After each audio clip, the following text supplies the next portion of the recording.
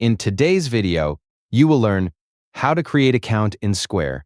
First, open your web browser and go to the official Square website. Once the page loads, click the Get Started button to begin creating your free account. Next, enter your email address and create a secure password for your account. After that, click Create Account to continue. Make sure to use a strong password so your account stays protected. Now, enter your business name and click Next. After that, choose the type of business you are setting up.